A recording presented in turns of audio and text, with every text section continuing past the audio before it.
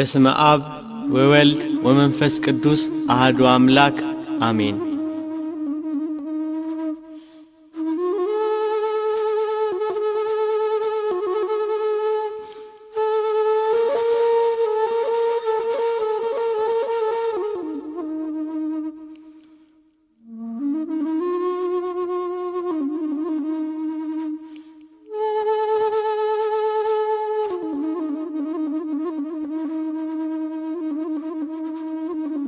ጌታችን መድኃኒታችን ኢየሱስ ክርስቶስ በምድር ያደረጋቸው ተአምራት። ተአምረ ኢየሱስ። አዳም በሲኦል ተጥሎ በእግረ ዲያብሎስ ይቀጠቀጣል። ሞት በአዳም እንደመጣ ሁሉ ሞት የገዛቸው አዳምና ልጆቹ በገሃነም እሳት ይጣላሉ። በሲኦል ያሉ ነፍሳት ወደ ሰማይ አሻግረው ተስፋ የተደረገላቸውን ቀናት ይናፍቃሉ። ሕገ እግዚአብሔርን በጣሰው በአዳም በደል የሰው ልጆች የወጡባት ገነት በእሳታዊ መልአክ በብርሃን ሰይፍ ትጠበቃለች።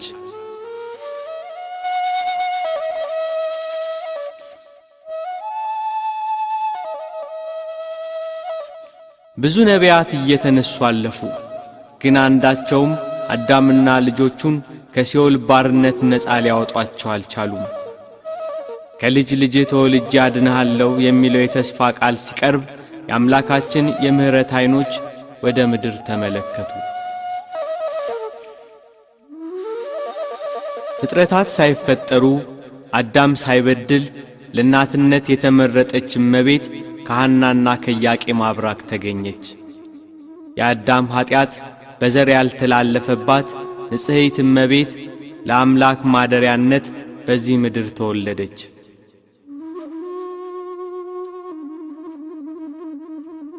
3 ዓመት በእናትና አባቷ ቤት 12 ዓመት በቤተ መቅደስ አደገች።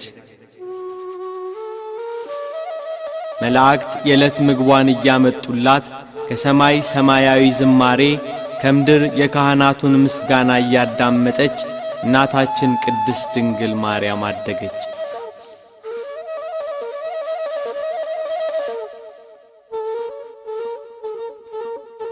በአይሁድ ላይ ያደረ ሰይጣን ቤተ መቅደሳችንን ታሳድፋለች በሚል ምክንያት ከቤተ መቅደስ አስወጧት። በካህኑ ዘካርያስ ጸሎትና ልመና አረጋዊ ዮሴፍ እመቤታችንን እንዲጠብቃት ተመረጠ።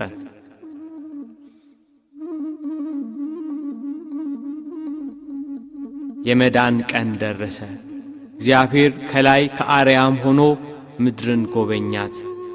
የዘመኑ ፍጻሜ በደረሰ ጊዜ እግዚአብሔር ከሴት የተወለደውን ከሕግም በታች የተወለደውን ልጁን ላከ ብሎ ቅዱስ ጳውሎስ ለገላትያ ሰዎች እንደነገራቸው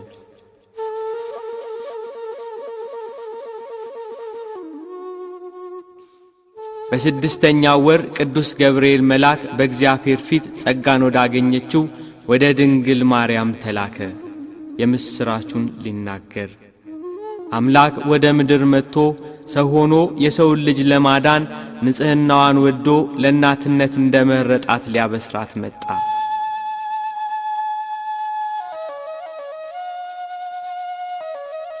ጸጋን የተመላሽ ሆይ ደስ ይበልሽ አላት። እነሆ ትጸንሻለሽ፣ ወንድ ልጅም ትወልጃለሽ፣ ስሙንም ኢየሱስ ትዪዋለሽ።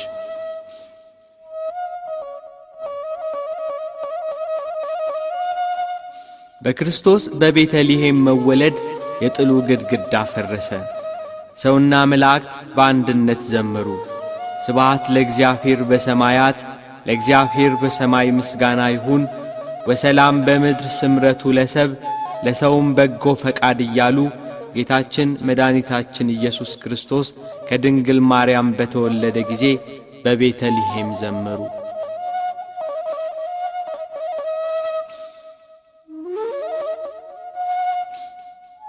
ሰማይ ዙፋኔ ናት፣ ምድርም የእግሬ መረገጫ ያለ አምላክ ለእናትነት በመረጣት ንጽሕት እመቤት አማካኝነት በጠባብ ደረት ባጭር ቁመት ተወሰነ።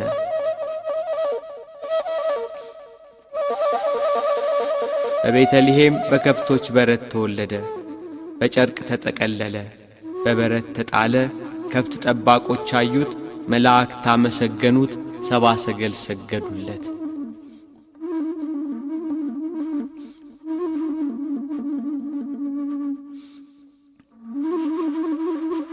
እናታችን ቅድስት ድንግል ማርያም ከመጸነሷ በፊት መልአከ እግዚአብሔር እንደነገራት ስሙን ኢየሱስ ብላ ሰየመችው።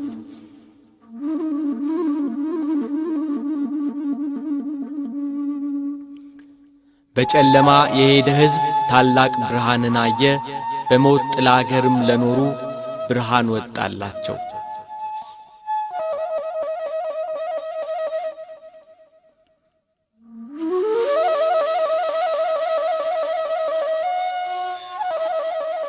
እግዚአብሔር ለሰው ልጆች ሁሉ ያዘጋጀውን ማዳን ሳያይ እንዳይሞት ትንቢት የተነገረለት አረጋዊ ስምዖን በኢየሩሳሌም ይኖር ነበር። ስምዖን የእስራኤልን መጽናናት ይጠባበቅ ነበር። ጻድቅና ትጉህ፣ የእግዚአብሔርን መንፈስ በእርሱ ላይ ነበር።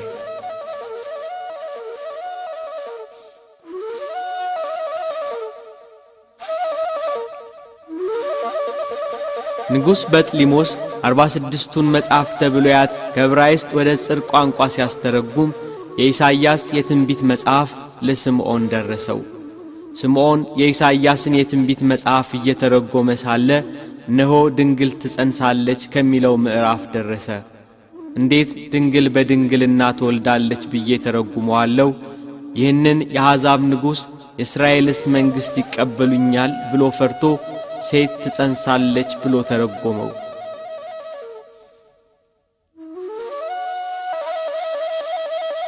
እንቅልፍ መጥቶበት ተኛ። ቢነቃ ሴት የሚለው ተፍቆ ድንግል ተብሎ ተጽፎ አገኘው። ድንግል የሚለውን ፍቆ ሴት ብሎ ጻፈው። ዳግም እንቅልፍ መጥቶበት ተኛ። ቢነቃ ሴት ብሎ የጻፈው ተፍቆ ድንግል ተብሎ ተጽፎ አገኘው። ሦስቴም ይህ ሁኔታ ቀጠለ። በሦስተኛው ከእንቅልፉ ነቅቶ ፍቃለሁ ሲል እግዚአብሔር በተዋህዶ ያከበረው ወልድን ሳያይ እንዳይሞት መንፈስ ቅዱስ ተገልጾ ተናገረው።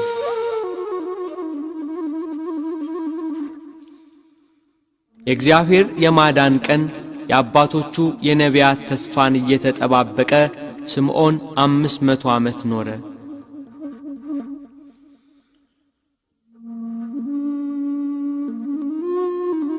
ከእመቤታችን ከቅድስት ድንግል ማርያም ሰው ሆኖ በሥጋ የተገለጸውን እግዚአብሔር ወልድን በኦሪት ሥርዓት መሠረት ወደ ኢየሩሳሌም ወሰዱት።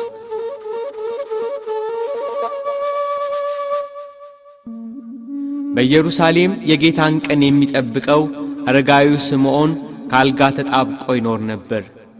መንፈስ ቅዱስ አጽንቶና አነሳስቶ ወደ ምኵራብ ወሰደው።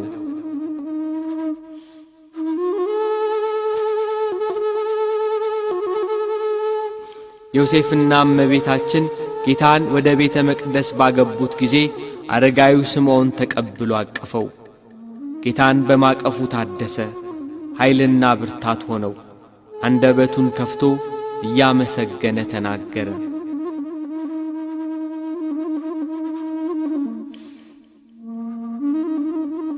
ጌታ ሆይ አሁን እንደ ቃልህ ባሪያህን በሰላም ታሰናብተዋለህ።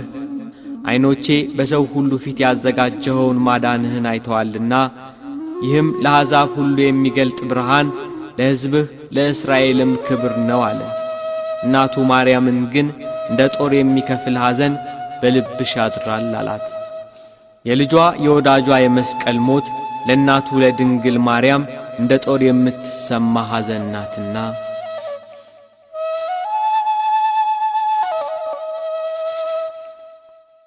የአራስነት ወራቷ ሳይፈጸም የተወለደው ንጉሥ ማንነት ግራ ያጋባው ጥንተ ጠላታችን አውሬው ዲያብሎስ እመቤታችንን በሄሮድስ አድሮ ከሀገር ሀገር አሳደዳት። ሴቲቱም 1260 ቀን በዚያ እንዲመግቧት በእግዚአብሔር ተዘጋጅቶላት ወደ ነበረው ስፍራ ወደ በረሃ ሸሸች እንዳለ ባለራእዩ ቅዱስ ዮሐንስ።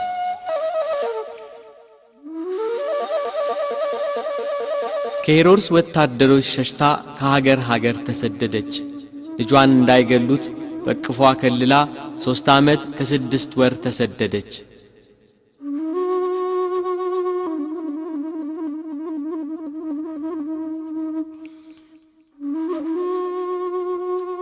የሕፃኑን ነፍስ የፈለጉት ሞተዋልና ወደ ኢየሩሳሌም ተመለሱ ብሎ የእግዚአብሔር መልአክ እስኪነግራቸው በበረሃ በስደት ተሰቃዩ።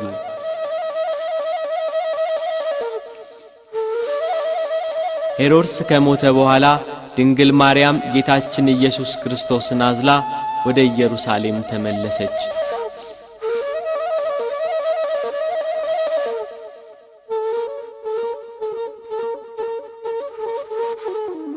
በይሁዳ አገር በሄሮድስ ፋንታ አርኬላዎስ መንገሱን በሰሙ ጊዜ ወደ ይሁዳ መሄድን ፈርተው ወደ ገሊላ ሀገር አቀኑ። በነቢያት ናዝራዊ ይባላል የተባለው እንዲፈጸም ናዝሬት ወደምትባል ከተማ ገብተው መኖር ጀመሩ።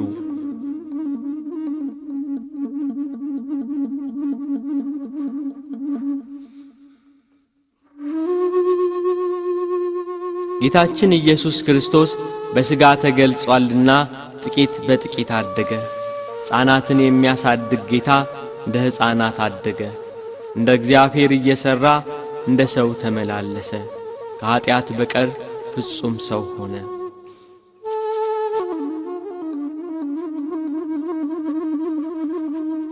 ጌታችን ኢየሱስ ክርስቶስ በልጅነት ወራቱ ለእናቱ እየታዘዘ አደገ። ሕፃናት በሚያድጉበት ሥርዓት አደገ። በጥበብና በሞገስ አደገ። ሕፃናትን የሚያሳድግ እርሱ እንደ ሕፃናት ተመላለሰ። ጌታ በልጅነት ወራቱ እጅግ ብዙ ተአምራት ፈጽሟል። ኢየሱስ ያደረገው ብዙ ሌላ ነገር ደግሞ አለ። ሁሉ በእያንዳንዱ ቢጻፍ ለተጻፉት መጻሕፍት ዓለም ራሱ ባልበቃቸው ይመስለኛል እንዳለ ወንጌላዊው ቅዱስ ዮሐንስ።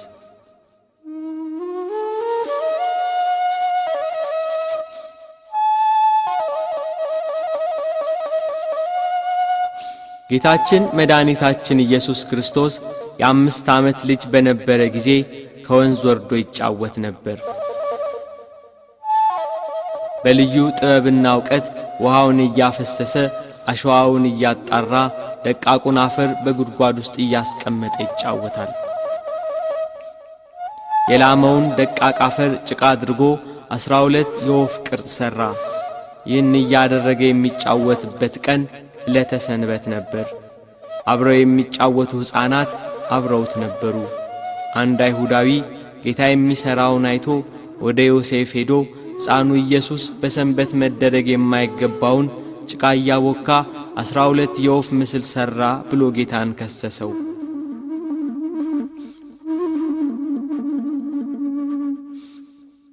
አረጋዊ ዮሴፍ ይህን ስሞታ ሰምቶ ወደ ጌታ ኢየሱስ ክርስቶስ ሄዶ በሰንበት ለምን ይህን አደረክ ብሎ ተናገረው። ጌታም እጆቹን አጨበጨበና እፍ አለባቸው። ከአፈር ባበጃጀው በአዳም ላይ የሕይወት እስትንፋስን እፍ ያለ ጌታ ጭቃ አብኩቶ በሠራቸው የወፍ ምስል ላይ እፍ አለባቸውና ከዚህ ሂዱ፣ ሰው ከሌለበት ከዚያ ስፍራ ብረሩ አላቸው። እነዚያ በጭቃ የተሠሩ ወፎች የእግዚአብሔር ልጅ የተመሰገነ ነው እያሉ በረሩ።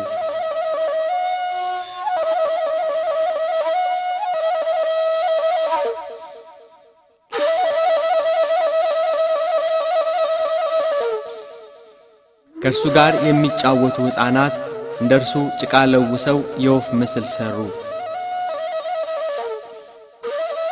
ከዚያ ከጠዋት እስከ ማታ ጉሮሯቸው እስኪያብጥ በእነዚያ ከጭቃ በተሠሩ ወፎች ላይ እፍ አሉባቸው። አንዳቸውም አልበረሩም። እባክህ ፈጽሞ እንዲንቀሳቀሱ ማድረግ አልተቻለንምና ምን እናድርግባቸው? አንተ እፍ በልባቸው እያሉ ለመኑት። እሱ ግን የሚያደርገውን ያውቅ ነበርና ዝም አለ።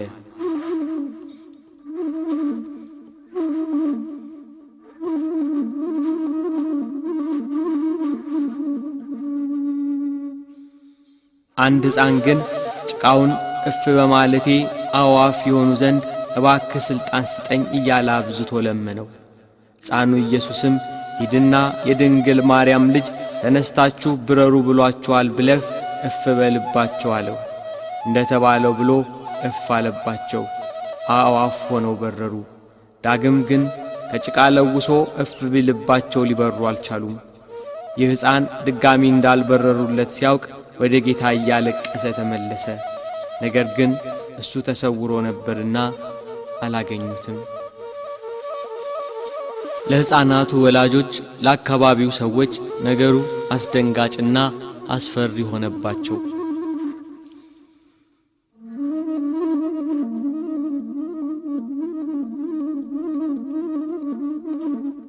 በልጅነት ወራቱ እንደ ልጆች እየተጫወተ እንደ አምላክነቱ ተአምራት እየሰራ አደገ።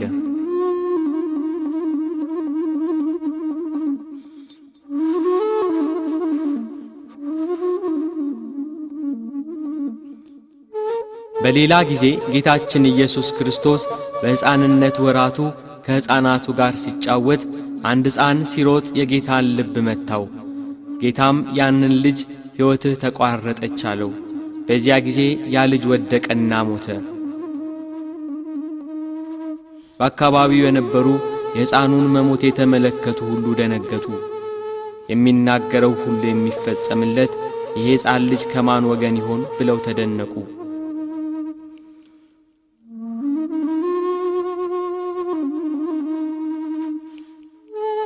የሞተው ልጅ ዘመዶች ስለ ልጃቸው አለቀሱ። ወደ አረጋዊ ዮሴፍና ወደ እመቤታችን ሄደው ይሄ ልጅ ከእናንተ ጋር እያለ እናንተ ከእኛ ጋር መኖር አትችሉም፣ ከዚህ ሂዱልን አሏቸው።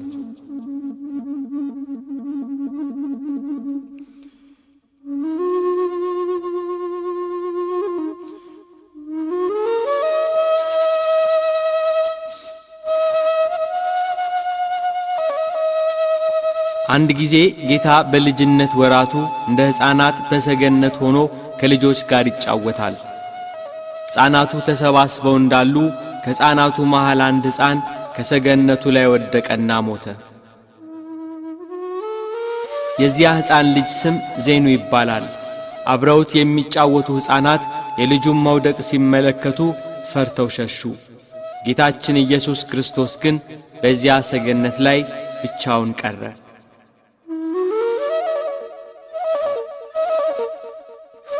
የሞተው ልጅ ዘመዶች እየተሯሯጡ መጡ። ጌታንም አንተ ነህ ገፍተህ የጣልከው ብለው ያዙት።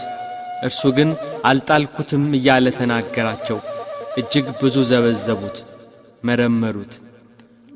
ከመሃላቸው ወጥቶ ወድቆ ወደ ሞተው ልጅ ሄዶ በታላቅ ድምፅ ዜኑ ዜኑ ብሎ ተጣራ። አልዓዛር አልዓዛር ከመቃብር ውጣ ብሎ አልዓዛርን ከመቃብር እንደጠራው ዜኑ ዜኑ ብሎ ተጣራ።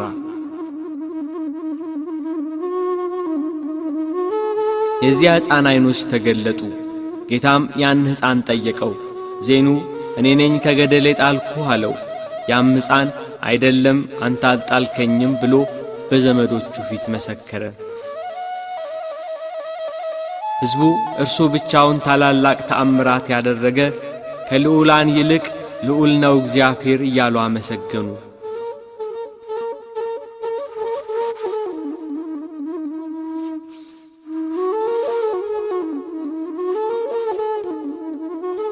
ጌታ የ7 ዓመት ልጅ ሳለ እናቱ ቅድስት ድንግል ማርያም ውሃ ይቀዳላት ዘንድ ላከችው። በጥበብና በሞገስ ለእናቱ እየታዘዘ አደገ እንዳለ መጽሐፍ። በመንገድ ላይ ውሃ የሚቀዳበት ገንቦ ተሰበረ። ልዑለ ባሕሪ ሁሉን የሚያደርግ ድንቅ አምላክ ነውና ውሃውን በለበሰው ልብስ ይዞ ወደ እናቱ ተመለሰ። እመቤታችን ቅድስት ድንግል ማርያም በነገሩ ፈጽማ ተደነቀች። የሚያደርገውን እየተመለከተች በልቧ ተጠብቀው ነበር እንዳለ ቅዱስ መጽሐፍ።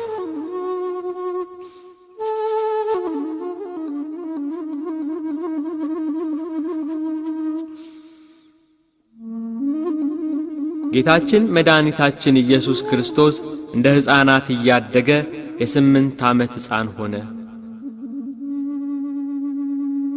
በ8ኛው ዓመቱ አረጋዊ ዮሴፍ ይሄ ሕፃን መጽሐፍትን መማር አለበት ብሎ ከመምህር ዘንድ ወሰደው። ሕፃኑ ኢየሱስ ክርስቶስ ትምህርት ቤት ገባ።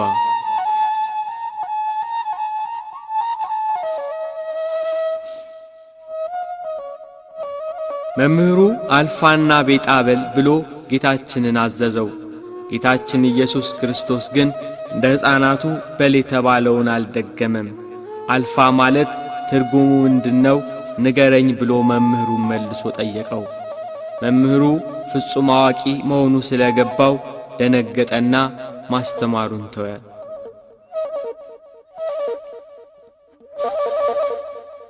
በሌላ ጊዜ መምህሩ ሲጽፍ ጌታችን ኢየሱስ ክርስቶስ ቀዩንና ጥቁሩን ቀለም ወስዶ ደባለቀበት። መምህሩ ይህን በተመለከተ ጊዜ ይሄ መበለት ልጅ ቀለሜን አበላሸብኝ ብሎ በጥፊ መታው። ጌታችን ግን ለምን ትመታኛለህ? ቀለሙን እንደነበረ መልሶአለሁ ብሎ ጥቁሩን ከቀይ ቀለም ለይቶ እነሆ ገንዘብህ ይኸው ውሰድ ብሎ ሰጠው። መምህሩ ሁኔታው አስደነገጠው፣ በነገሩ ተገረመ።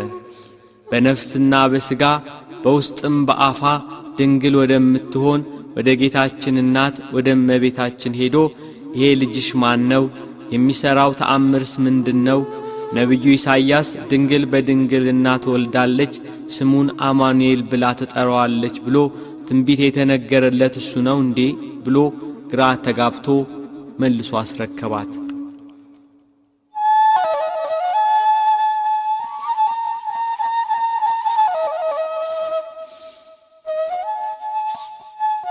ጌታ ከኃጢአት በስተቀር ሰው የሚሠራውን ሁሉ ይሠራ ነበር። በልጅነት ወራቱም እንደ ልጆች ይጫወት ነበር።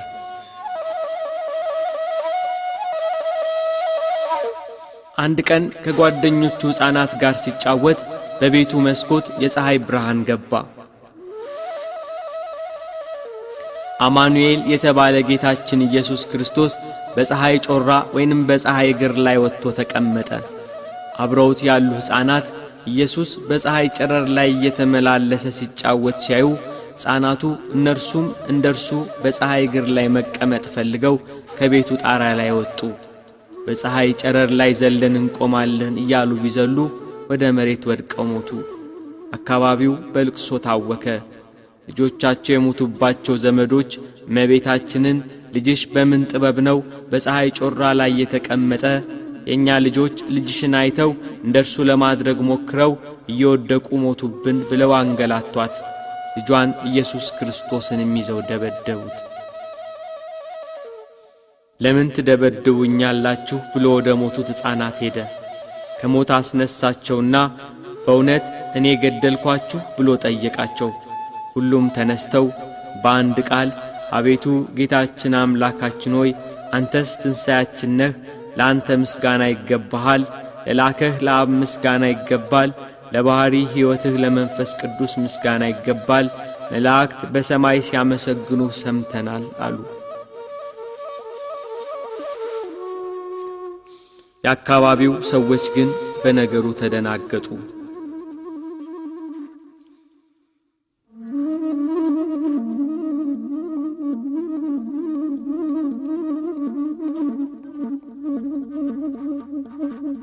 ጌታ የ12 ዓመት ልጅ ሲሆን እንደ ልማዳቸው የፋሲካን በዓል ሊያከብሩ አረጋዊው ዮሴፍና እናቱ ክብርት እመቤታችን ጌታን ይዘው ወደ ኢየሩሳሌም ወጡ።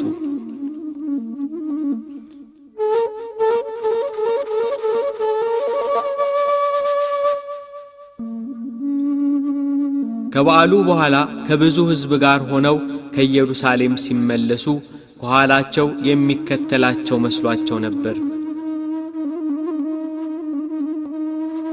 አገራቸው ሲደርሱ ከዘመዶቻቸውና አብረው ከተጓዙት ሰዎች መካከል ቢፈልጉት አጡት። እመቤታችን በልጇ በወዳጇ መጥፋት አዘነች። መሪር እምባን ካዘነችባቸው ሐዘናት አንዱ ይሄ ልጇ መጥፋት ነበር።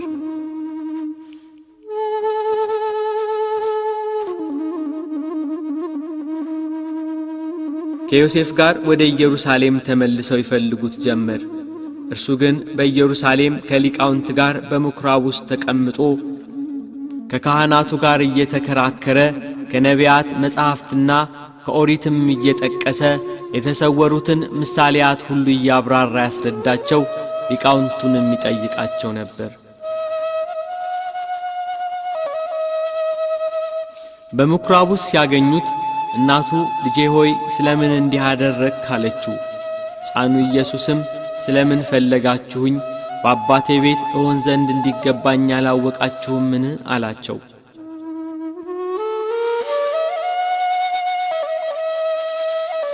ጌታችን ኢየሱስ ክርስቶስ በጥበብና በቁመት በሞገስም አደገ። ኢየሱስ በዚህ መጽሐፍ ያልተጻፈ ሌላ ብዙ ምልክት በደቀ መዛሙርቱ ፊት አደረገ እንዳለ ቅዱስ ዮሐንስ ወንጌላዊ።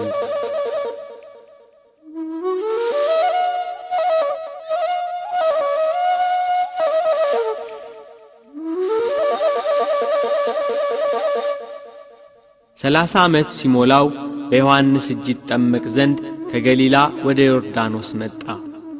መጥምቁ ዮሐንስ በዚያ ወራት መንግሥተ ሰማያት ቀርባለችና ንስሐ ግቡ እያለ በይሁዳ ምድረ በዳ ይሰብክ ነበር። ጌታችን ኢየሱስ ክርስቶስም በዮሐንስ እጅ ተጠመቀ። መንፈስ ቅዱስ በርግብ አምሳል ወርዶ በራሱ ላይ አረፈ። እግዚአብሔር አብ በደመና ሆኖ በእርሱ ደስ የሚለኝ የምወደው ልጄ ይህ ነው አለ።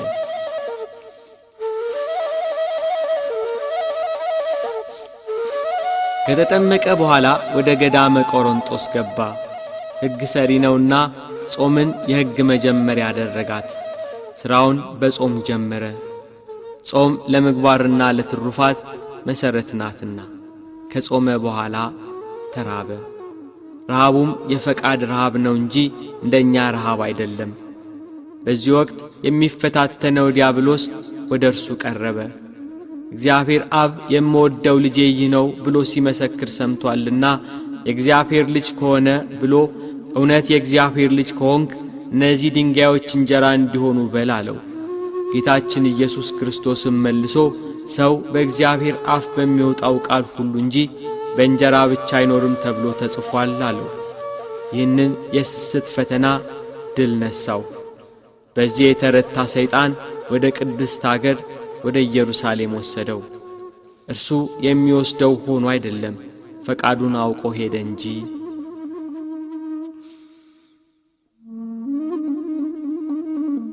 ከመቅደስ ጫፍ ላይ አቁሞ ነቢያት ስለ እርሱ የመሰከሩለትን የትንቢት መጽሐፍ እየጠቀሰ ፈተነው። መላእክቱን ስለ አንተ ያዝልሃል፣ እግርህም በድንጋይ ከቶ እንዳትሰናከል በእጃቸው ያነሱሃል ተብሎ ተጽፏልና የእግዚአብሔር ልጅ ከሆንክ ራስህን ወርውር አለው። ጌታችን ኢየሱስ ክርስቶስም ጌታ አምላክህን አትፈታተነው ተብሎ ተጽፏል ብሎ ድል ነሳው።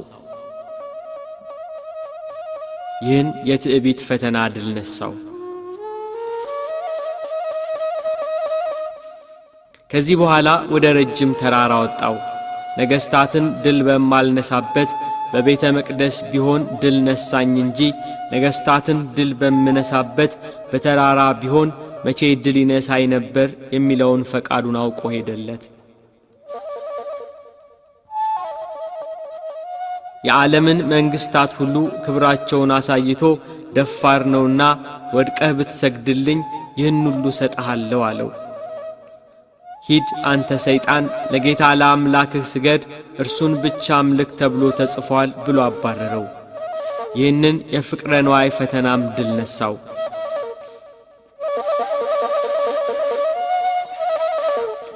እናንተም እነዚህን 3 ታላላቅ ፈተናዎች ድል ንሷቸው ሲል ከኋላዬ ዞር በል ብሎ በኋላ ከሚነሱ ከምእመናን ሁሉ አባረረው። እንደ ጢስ ተኖ እንደ ትቢያ በኖ ጠፋ። ከዚህ በኋላ በአይሁድ ላይ አድሮ እስኪያሰቅለው እስከ ዕለተ ዓርብ ድረስ ተወው።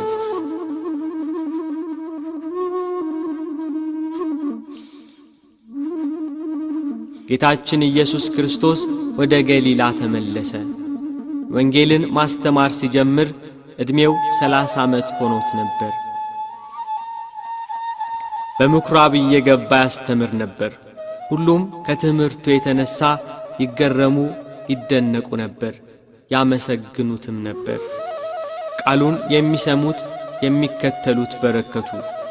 ከሮማውያን ቀኝ ግዛት ነፃ ያወጣናል ብለው የጠበቁ የእስራኤል ዘነፍስ መድኃኒትን የናፈቁ በደዌ ሥጋ በደዌ ነፍስ የተያዙ በበሽታ የሚማቅቁ ተስፋ ያጠራቸው የምስራቹን ለመስማት 5 ገበያ የሚሆን ሕዝብ ይከታተለዋል።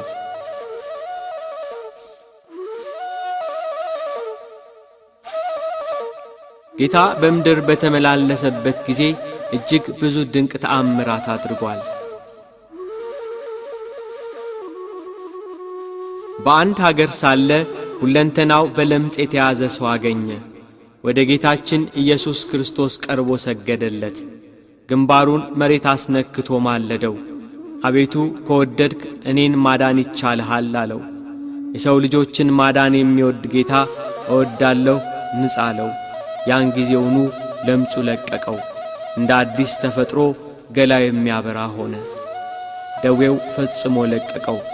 ለማንም እንዳትናገር ተጠንቀቅ፣ ሄደህ ራስህን ለካህን አሳይ፣ ስለ መዳንህ መባ አቅርብ ብሎ አዘዘው።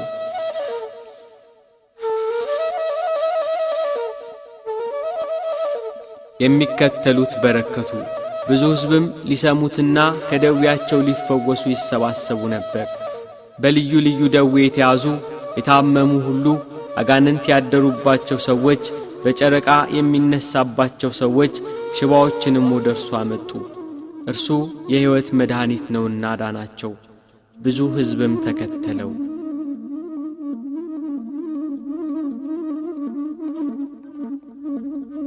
በገሊላ ባህር ዳር በስተሰሜን ባለች ወደ ናሆም መንደር ወደ ቅፍርናሆም ገባ። ጌታችን ኢየሱስ ክርስቶስ እየተዘዋወረ ሲሰብክ መኖሪያው ቅፍርናሆም ነበር። ወደ ቅፍርናሆም ሲገባ ልጁ የታመመበት የጌታን ተአምራት የሰማ አንድ የመቶ አለቃ ወደ ጌታ ኢየሱስ ክርስቶስ እየገሰገሰ መጣ። ጌታን ባገኘው ጊዜ ብላቴናዬ ሽባ ሆኗል፣ እጅግ እየተሰቃየ በቤቴ ተኝቷል፣ አድንልኝ ብሎ ለመነው። እሺ መጥቼ ፈውሰዋለሁ አለ ጌታ። መቶ አለቃው ግን ጌታ ሆይ በቤቴ ጣሪያ በታች ልትገባ አይገባም፣ ቃል ብቻ ተናገር፣ በቃልህ ልጄ ይፈወሳል አለው። እኔ የምገዛቸው ባሪያዎች አሉኝ፣ ሂድ ብለው ይሄዳል፣ ሌላውን ና ብለው ይመጣል፣ ይህንንም አድርግ ብለው ያደርጋል አለ። ጌታችን ኢየሱስ ክርስቶስ በሰውየው ላይ ባየው 3 ነገር ተደሰተ፤ ሃይማኖት፣ ጥበብና ትሕትና። ጌታ በኢየሩሳሌም እንኳን እንዲህ አይነት ትልቅ እምነት አላገኘውም ብሎ ተናገረ።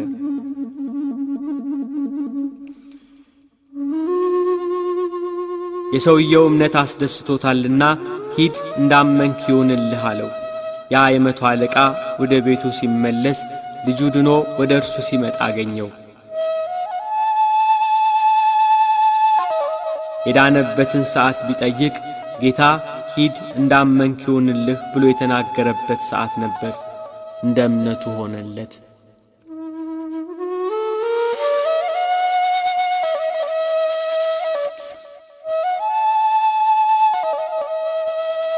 ጌታ ወደ ባህር ማዶ ተሻግሮ ጌርጌሴኖን በሚባለው በመቃብር ስፍራ ሊያልፍ ከታንኳይቱ ወጣ። በዚያ በመቃብር ስፍራ አጋንንት የሰለጠነበት እርኩስ መንፈስ የሚያሰቃየው የአካባቢው ሕዝብ የሚፈራው አንድ በሽተኛ ሰው ነበር። ሰንሰለቱን ይበጣጥሳል፣ የታሰረበትን እግረ ብረት ይሰባብራል። ሊያሸንፈው የሚችል ሰው አልነበረም። በዚያ ጨለማ መቃብር ሌሊትና ቀን ይጮኻል። ማንም ሰው ደፍሮ በአካባቢው አያልፍም ነበር። ድንጋይ ይዞ ሰዎችን እያባረረ ይገላል። ሰውነቱን በድንጋይ እያደማ ያቆስላል። ጌታችን ኢየሱስ ክርስቶስ በዚያ ሲያልፍ ከመቃብር ወጥቶ ተገናኘው። የተከተሉት ሐዋርያት ፈርተው በሩቅ ቆሙ። የአጋንንት ያደረበት ሰው ጌታችን ኢየሱስ ክርስቶስን ባየው ጊዜ ተንቀጠቀጠ፣ ሰገደለት። አጋንንቱ እየጮኸ የልዑል እግዚአብሔር ልጅ ሆይ ከአንተ ጋር ምን አለኝ? እንዳታሰቃየኝ እለምንሃለሁ እያለ ተማጸነው። ጌታችን ኢየሱስ ክርስቶስም ስምህ ማን ነው ብሎ ጠየቀው። ለዚያ ሰው ላይ ያደሩ ብዙ አጋንንት ነበሩና ስሜ ሌጊዮን ነው አለ። ሌጊዮን ማለት ጭፍራ ማለት ነው። ጌታ ኢየሱስ ክርስቶስ እነዚያ ርኩስ መናፍስት ከዚህ ሰው እንዲወጡ አዘዛቸው። አጋንንቱ ግን ከሀገር ውጭ እንዳይሰዳቸው አጥብቀው ለመኑት። በተራራ ጥግ ብዙ የሪያ መንጋ ተሰማርቶ ነበርና ወደ ሪያዎቹ እንግባ ብለው ተማጸኑት። ፈቀደላቸው። አጋንንቱ ከሰውየው ላይ እየወጡ ወደ ሪያዎቹ ገቡ።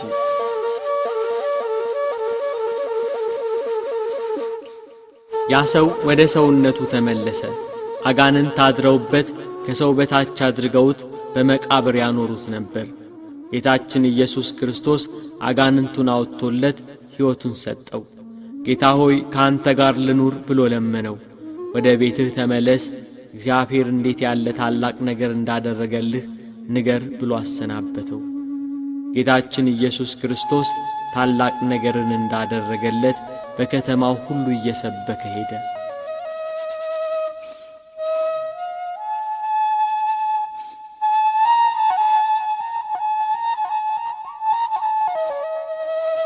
አስራ 12 ዓመት ደም ሲፈሳት የነበረች አንዲት ሴት በኢየሩሳሌም ትኖር ነበር። መድኃኒትን ፍለጋ ብዙ ባለ መድኃኒት ጋር ሄዳ ነበር። ገንዘቧን ሁሉ ከስራ መፍትሄ አላገኘችም ነበር። ተሰቃየች። የአካባቢው ሰዎች ዓይንሽን ላፈር ብለው አራቋት። ከሰው ተገልላ በአፍረት ተሸማቃ ትኖር ነበር። ይህች ሴት ስለ ኢየሱስ ክርስቶስ ሰማች። አንድ ጊዜ ጌታችን ኢየሱስ ክርስቶስ በሚከተሉት ሕዝቦች ተከቦ ወንጌልን እያስተማረ ሲያልፍ ቀርቤ የልብሱን ጫፍ ብነካ ድናለሁ ብላ አሰበች። በሕዝብ መሃል ተጋፍታ ገብታ የልብሱን ጫፍ ዳሰሰች።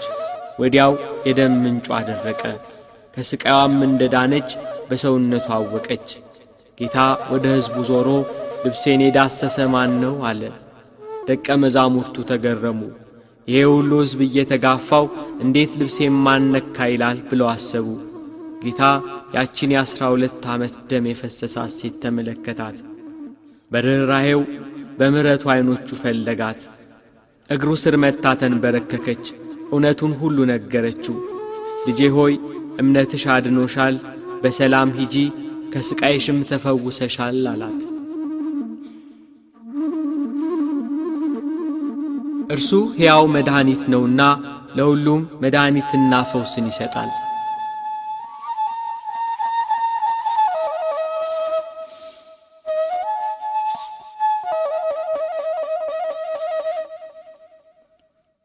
ኢያኢሮስ የተባለ የምኵራብ አለቃ የ12 ዓመት ልጁ ሞተችበት። ወደ ጌታችን ኢየሱስ ክርስቶስ ዘንድ ሄዶ ልጄ ሞተች፣ እባክህ እጅህን ጫንባትና በሕይወት ትኑር ብሎ ተማጸነው። በዚህ ወቅት ጎረቤቶቹ መጥተው ልጅህ ሞታለችና ከእንግዲህ መምህሩን አታድክመው አያስፈልግህም አሉት። እርሱ ግን አልተቀበላቸውም። እንዴት ልጄ ትሞታለች እያለ በኢየሱስ ክርስቶስ ፊት አለቀሰ። ጌታችን ኢየሱስ ክርስቶስ ግን እመን ብቻ እንጂ አትፍራ አለው። ጴጥሮስን ያዕቆብንና የያዕቆብን ወንድም ዮሐንስን ብቻ አስከትሎ ወደ ምኵራብ አለቃው ቤት ሄደ። በምኵራብ አለቃው ቤት በልጅቷ መሞት ጎረቤትና ዘመዶቿ ያለቅሳሉ። ኢየሱስ ክርስቶስ ወደ ሞተችው ልጅ ቀርቦ እጇን ይዞ ጣቢታ ተነሽ አላት። ያቺ የሞተች ሕፃን ተነሳች። የምትበላውን ስጧት ብሎ አዘዘ። ይህንንም ነገር ማንም እንዳያውቅ አጥብቆ ተናገራቸው። የሞቱትን አስነሳ፣ የታመሙትን ፈወሰ፣ ለተራቡት የሕይወት እንጀራን መገባቸው።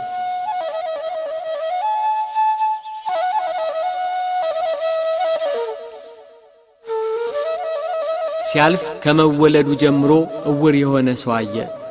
ዘወትር እጁን ዘርግቶ ሰዎች እንዲዘከሩት ይለምናል። ደቀ መዛሙርቱ ይህንን አይነ ስውር አይተው ይህ ሰው እውር ሆኖ እንዲወለድ ኀጢአት የሠራ ማን ነው? እርሱ ወይስ ወላጆቹ ብለው ኢየሱስ ክርስቶስን ጠየቁት። እርሱ ኀጢአተኛ ነው ወይንም እናት አባቱ በድለዋል ብለው ያስቡ ነበርና። ጌታችን ኢየሱስ ክርስቶስ ግን እርሱ ወይንም ወላጆቹ ኀጢአት አልሰሩም፣ የእግዚአብሔር ሥራ በእርሱ እንዲገለጥ እንጂ ብሎ ወደ መሬት እንትፍ አለ። በምራቁ ጭቃ አድርጎ በጭቃው የዕውሩን ዓይኖች ቀባና ሂድና በሰሊሆም መጠመቂያ ታጠባለው። እየተመራ ሄደ፣ እያየም ተመለሰ።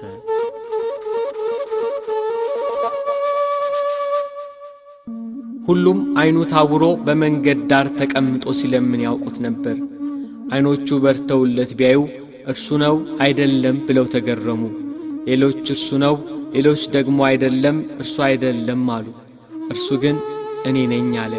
ታዲያ ዓይኖችህ እንዴት ተከፈቱ? እንዴትስ ማየት ቻልክ? አሉት። ኢየሱስ የሚባለው ሰው ጭቃ አድርጎ ዓይኖቼን ቀባና ዳነኝ፣ ብርሃኔን መለሰልኝ አላቸው። ያ ሰው ወዴት ነው አሉት። አላውቀውም አላቸው። ጌታችን ኢየሱስ ክርስቶስ የዚህን ሰው ዓይን ያበራበት ቀን የሰንበት ቀን ነበርና እንዴት ይሰው ሰንበትን አያከብርም? እንደምን በሰንበት ዓይንህን ያበራል? ብለው ዓይነ ስውር የነበረውን ሰው ሞገቱት። እንዴት ኀጢአተኛ ሰው ይህንን ያደርጋል? ብለው ጨቀጨቁት። ስለ ሰውየው አንተ ምን ትላለህ? ብለው ፈሪሳውያኑ ዓይነ ስውር የነበረውን ሰው ጠየቁት። እርሱ ነቢይ ነው አላቸው። በፈሪሳውያን ዘንድ በዚህ ምክንያት በመሃላቸው መለያየት ተፈጠረ።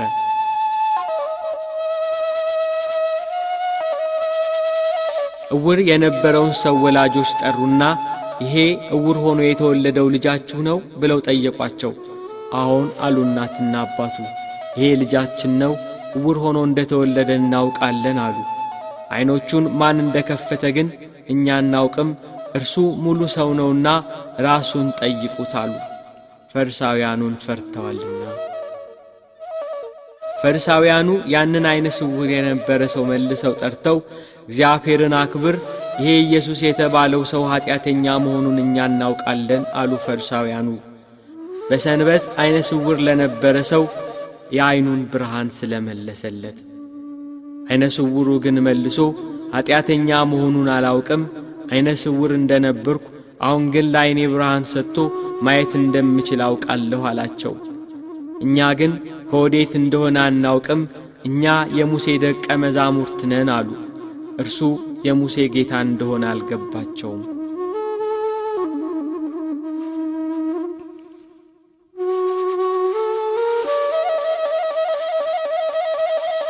ከኢየሩሳሌም አጠገብ ባለው ቢታንያ በተባለው መንደር ማርያም፣ እህቷ ማርታና ጌታ የሚወደው ወንድማቸው አልዓዛር ይኖሩ ነበር።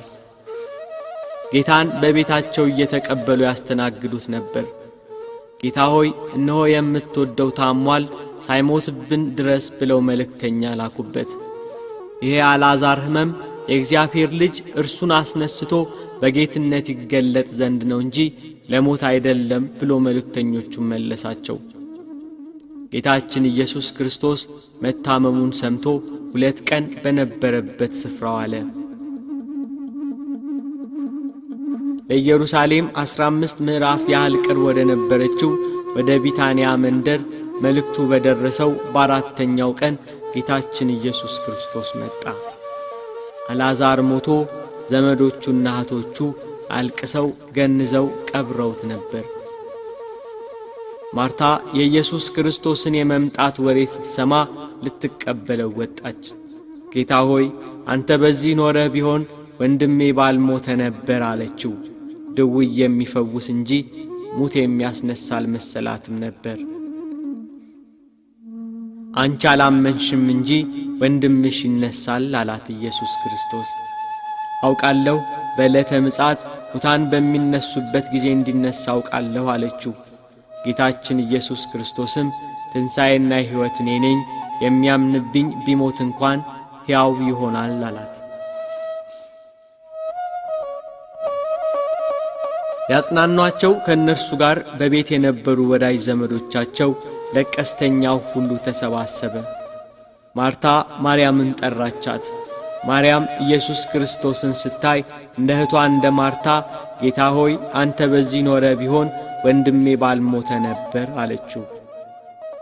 ኢየሱስ ክርስቶስም ማርያም ስታለቅስ ከእርሷ ጋር ያሉት አይሁድ ሁሉ ሲያለቅሱ አይቶ ስለ አልዓዛር አለቀሰ። በመንፈሱ አዘነ፣ በራሱም ታወከ፣ እምባውን አፈሰሰ። ወዴት አኖራችሁት አለ። ነገሩት። የሚከተሉትን አዘዛቸው። ድንጋዩን ከመቃብሩ ላይ አነሱት። የሞተው የአልዓዛር እህት ማርታ ጌታ ሆይ 4ኛ ቀን ሆኖታልና አሁን ይሸታል አለችው። ብታምኚ የእግዚአብሔርን ክብር እንድታይ አልነገርኩሽም አላት። ድንጋዩን አነሱት። አልዓዛር አልዓዛር ብሎ ተጣራ። በመቃብር ያሉ ድምፁን የሚሰሙበት ቀን ይመጣል ብሏልና። በመቃብር ያለው አልዓዛር የጌታን ድምፅ ሰማ። እጆቹና እግሮቹ በመግነዝ እንደተገነዙ፣ ፊቱም በጨርቅ እንደተጠመጠመ ነበር። እንደተገነዘ ከመቃብር ወጣ።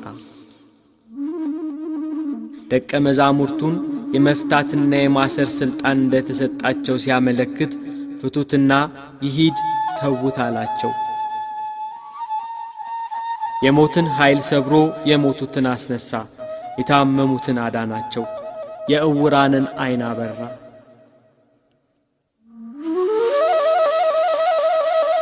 ይህን ሁሉ ያደረገ ጌታን ራሱን የእግዚአብሔር ልጅ አድርጓል። በሰንበት የታመሙትን አድኗል። ቤተ መቅደሳችንን አፍርሱት፣ በሦስተኛው ቀን እሠራዋለሁ ብሏል ብለው ከሰሱት። ኀጢአት ያልሠራ ባንደበቱ ሐሰት ያልተናገረ እርሱን ከሰሱት። ሰው በሆነበት ወራት በፈቃዱ ተራበ። ከሃሊ እንደመሆኑ የተራቡ ብዙ ሕዝብን በጥቂት እንጀራ አጠገባቸው። ነገር ግን አይሁድ ከሰሱት። እንደ ተገዢ ራሱን መቱት። የሁሉ ገዢ እንደመሆኑ ከኀጢአት ቀንበር ነፃ አደረገን። ነገር ግን አይሁድ በሸንጎ አቁመው ከሰሱት። መከራን ተቀበለ። ኀጢአትን ይቅር የሚል እርሱን ኀጥእ አሉት። በመኳንንት ላይ የሚፈርደውን ፈረዱበት። ኀጢአትን ያጠፋ ዘንድ ስለ ሁላችንም ኀጢአት ተላልፎ ተሰጠ።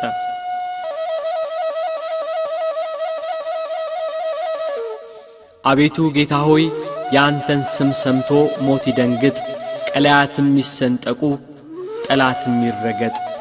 ጌታ ሆይ ሳትደክም ሁሉን ትሸከማለህ፣ ሳታጎድል ለሁሉ ትመግባለህ፣ ዝም ሳትል ለሁሉ ታስባለህ። ነገር ግን አይሁድ ይህንን ሰው ሞት ይገባዋል ብለው ፈረዱብህ። ሳትተኛ ሁሉን የምትጠብቅ፣ ሳትዘነጋ ሁሉን የምታስብ ሆይ አይሁድ በመስቀል ትሞት ዘንድ ፈረዱብህ። የጥበብ ነገር፣ የምክር ቃል፣ የረድኤት መዝገብ፣ የደስታ መኖሪያ ሆይ ስለ ሰው ልጆች ስትል ራስህን ቤዛ አደረግ። ቤተ ክርስቲያኑን በደሙ ነፃ ያወጣት ዘንድ ሕዝቡንም በመስቀሉ ያጸናቸው፣ መሠዊያውንም ይሠራ ዘንድ። ለሰቀሉት አደባባይ ነው። በደሙ የተጻፈ፣ በመስቀሉ የታተመ፣ በሞቱ የከበረ። አቤቱ አምላካችን ኢየሱስ ክርስቶስ ሆይ ቤተ ክርስቲያንህ ተማልዳሃለች፣ ትሰግድልህማለች፣ ሙሽራህም ታከብረሃለች፣ ሕዝብህም ይገዙልሃል፣ ራስህን ሰጥታቸዋልና።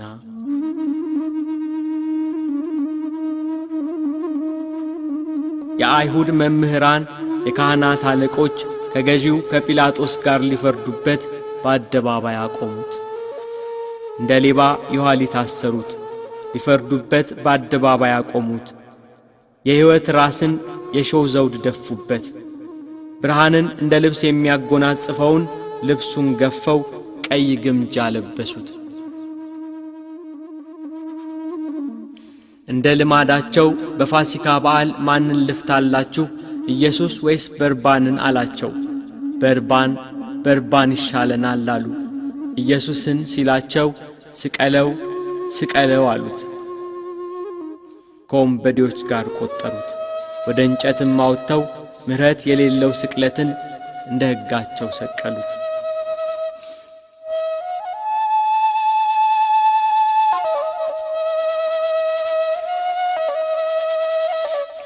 አዳምን የፈጠሩ እጆች በመስቀል ቀኖት ተቸነከሩ። በገነት የተመላለሱ እግሮች በመስቀል ቀኖት ተቸነከሩ። በአዳም ፊት የሕይወት መንፈስን እፍ ያለ አፍ ከሐሞት ጋር የተቀላቀለ መጣጣና ከርቤን ጠጣ። ጎኑን በጦር ወጉት፣ ራሱን ዘንበል አደረገ። ተፈጸመ አለ። ነፍሱን ተወ። ፀሐይ ጨለመች፣ ጨረቃ ደም ሆነች። ከዋክብት ረገፉ፣ ምድር ተናወጠች። አለቶች ተሰነጣጠቁ፣ መቃብራት ተከፈቱ። ተኝተው ከነበሩት ከቅዱሳን ብዙ ሥጋዎች ተነሱ። በእውነት የእግዚአብሔር ልጅ ነበር ብለው ብዙዎች ፈሩ።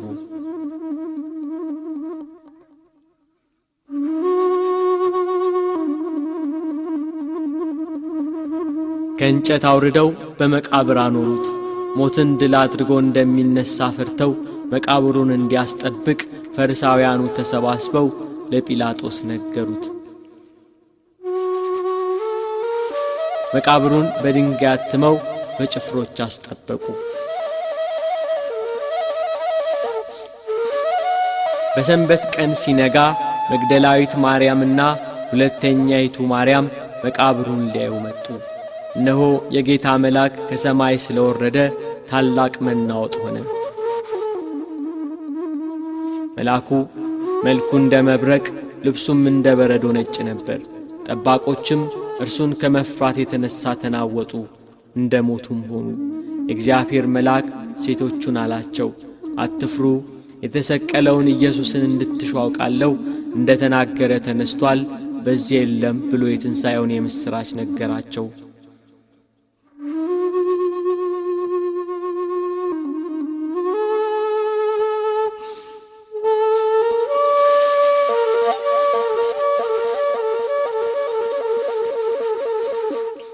ሐዋርያት በዝግ ቤት ተሰባስበው ስለ እርሱ ከሞት መነሳት ሲያወሩ ድንገት በመካከላቸው ቆመ።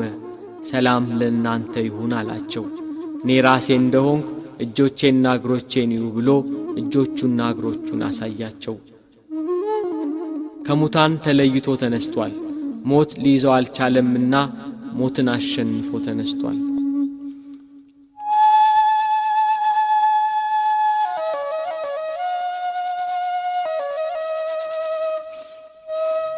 ከትንሣኤው በኋላ 40 ቀን አብሮአቸው እያስተማራቸው ቆየ። በ40ኛው ቀን በሙሴ ሕግና በነቢያት በመዝሙራት ስለ እርሱ የተጻፈውን መፈጸሙን ነገራቸው። መጻሕፍትን ያስተውሉ ዘንድ አእምሮአቸውን ከፈተላቸው።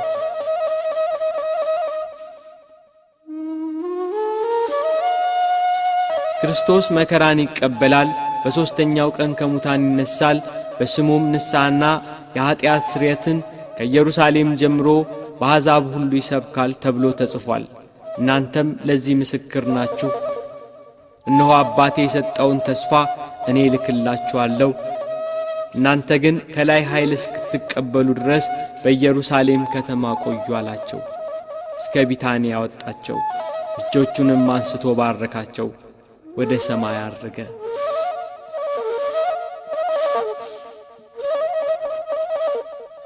አቤቱ በመንግሥትህ በመጣ ጊዜ አስበን።